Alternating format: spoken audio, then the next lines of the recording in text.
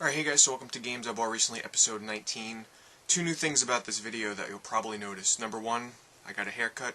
Number two, I finally bought a tripod for my camera, so if you can't notice the new viewing angle here, it's much better. Now, what this is going to enable me to do is make more videos with my PSP and DS games, because now I actually have a good tripod so I can film my games while I play. So, hopefully look forward to that. Now, I want to start this episode off with a bang, something that I kind of just purchased out of the clear blue. One day I was just like, I want it, I'm going to buy it, because I want to play it. And this is going to surprise a lot of you. I bought a Japanese Wii, a black Japanese Wii. Now, let me explain something first. I know there is ways to mod your Wii. I know there's like discs that you can buy to play Japanese games. However, Nintendo comes out with patches in their games, and when you go online and they update, and it always it'll void out like the different ways that you use to play the import games. So I just wanted to go for the fail-proof way and just buy an actual import Wii. I didn't want to be bothered with modding my Wii and bricking it out and destroying it, because I'm not one to mod systems, and I didn't want to buy like programs that you gotta put a disc in the Wii and swap it out and do updates when Nintendo releases a patch to fix it. So I went with the Japanese Wii. Let me just show it to you here really fast, because it's pretty slick looking. It looks really nice next to a white Wii. But here is the black Wii. So, very awesome to have this, and I'll show you guys why I really wanted a Japanese Wii very badly. I bought it for this game in particular right here. I bought it for Taiko No Tatsujin Wii. Now, this is a series that had been released in the United States once on the PlayStation 2. In the United States it's known as Taiko Drum Master, and it kind of failed miserably in the States here because you're playing a taiko drum to the beats of like Britney Spears. It didn't work out too well, just say that for the United States. It's very popular in Japan. There's tons of games for the series in Japan. If you guys remember, I talked about the import one on the DS. I have the second game on the DS for Taiko, and I love that game, and I really wanted it for the Wii because it came with an actual little game taiko drum. So for all of you out there that are into playing Rock Band and Guitar Hero, you might be into that stuff, but this is what I'm into right here. I want to play with my little plastic taiko drum because actually this is a really, really fun series. The music ranges from J-pop to actual, they use video game music in here, their own original arrangements, and it's put out by Namco. So a lot of the songs in this game, in terms of the video game music, are from Namco. So there's like Ridge Racer, Soul Calibur, Super Mario Brothers is in here as well. Very cool. There's anime songs in here.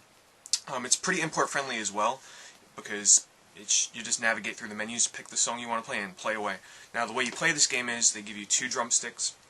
There's only two notes in this game. The blue note, you hit the rim of the drum outside, and for the red notes, you hit the actual drum itself. Now, there's large notes and there's small notes. The larger notes, you have to use both drumsticks at the same time and hit both sides of the drum. Blue notes, you also hit both sides of the rim. It's pretty simple, but I have to admit, this game is extremely challenging. If you thought that the Guitar Hero and Rock Band games looked hard on Expert mode, wait until you see this game on Expert. It's very challenging. It's a lot of fun. It wasn't cheap to get this set, but I think it was totally worth it. There's the second one out, which I plan on importing. This is the first one here. But other than that, other than Taiko, I also wanted the Japanese Wii because I can actually use the Japanese Nintendo store from what I've read. So if there's ever an exclusive game released on the Japanese WiiWare or Virtual Console, I can download it there in case it never comes out in America. Alright guys, I'm going to do a quick demonstration here for Taiko no Tatsujin because I think it's better for me to show you how to play it than talk about it. Now, I'm going to play on hard difficulty, and it's a little bit tough for me to play because normally I'm not this close to the television and I don't have the drum this high. And I have to warn you, these drums are very loud. They're very loud, actually. They can be heard, downstairs with doors closed and everything. It's very loud. So here we go. Here's Taiko no Tatsujin. I'm going to do one of my favorite songs. And this is on hard difficulty. And you do have to hit on it really hard for it to register the hits sometimes.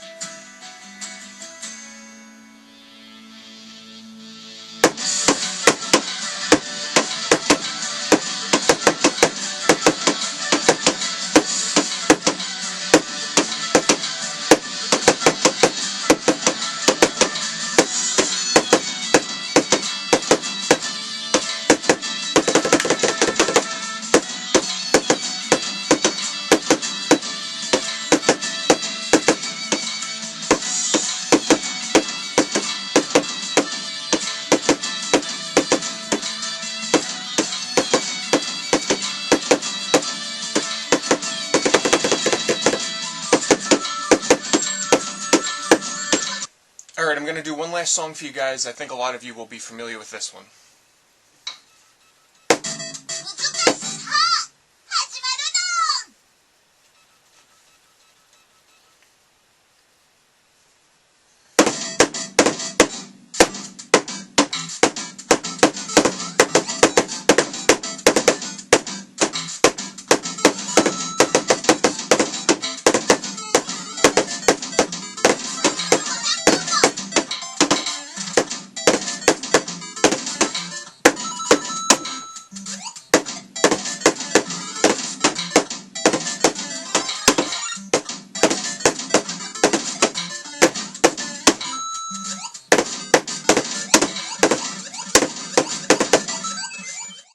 Other than that, I picked up one more game to go along with it. I have not played it yet, but I've heard some fairly good things about it, and it's got a very strange cover, very strange name. It's called Captain Rainbow. This was released only in Japan. It was a launch title, I believe, for the Wii, and it's actually, at first, it's published by Nintendo, so it's not like some third-party garbage game. It's published by Nintendo, and from what I understand, you play as some guy who goes around and helps out misfit, like, Nintendo characters, like Birdo from Super Mario Brothers is in here. Like, all these Nintendo characters that I honestly barely know any of them. Daisy is in here, it looks like, for Mario. But it's just a very strange game, which sold very poorly in Japan. I think it only sold like 5,000 copies or something crazy like that in Japan with the launch of the Wii, which is, I think that's like the worst in terms of selling games for a first-party Nintendo game ever. But I'm looking forward to trying this one out. I may do a live broadcast of this one on Justin TV, which I've been doing a couple of those recently, and they're a lot of fun. And for the PlayStation 3, I also picked up MAG, also known as Massive Action Game. And for those of you that don't know about this title, it's made by Zipper Interactive, the creators of the SOCOM series.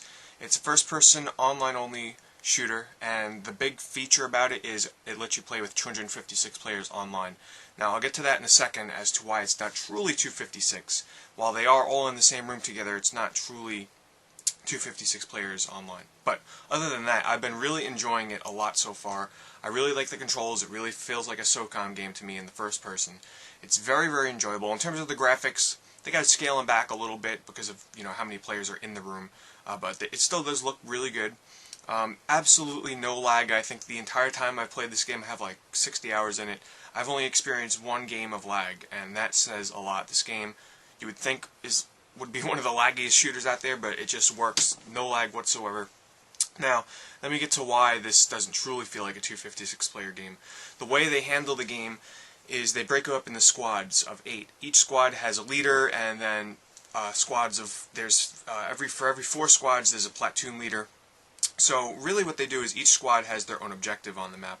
So when you spawn, you have your own set objective that your squad leader sets for you. So you're always going to this one objective. When you clear that one, you go to the next one. So all the squads, when you're in a 256-player room, all the squads have their own objective. So really, they're not really supposed to deviate from that objective. So if you think of the maps as a big circle where the attackers are coming in from the outside and the defenders are on the inside, you're truly never going to see like half the players in the room because they're never going to come over to your objectives and you're never going to go over to theirs. So while they are in the same room with you and you can pull up a map and see like the radar of all the dots and the enemies and your allies on the screen, but you're never truly going to see everybody in the room.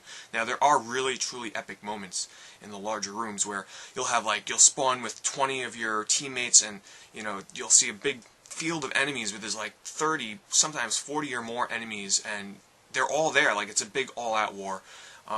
In terms of vehicles, it's not a very heavily based vehicle game. So those of you that hate vehicles, you don't got to worry too much about that. Only one game mode, Acquisition, really deals with tanks and everything like that. Everything else is really just the most advanced that it'll get is you get bunkers, which are basically your spawn points. But there's 3 different factions. Each one has their own unique set of weapons, and it has a skill tree similar to sort of how Call of Duty handles it. It's a little bit more simplistic though. There's not a lot of weapons. There's really not a whole lot of customization, but if you decide you want to be a sniper, they have a sniper skill tree. They have an assault skill tree.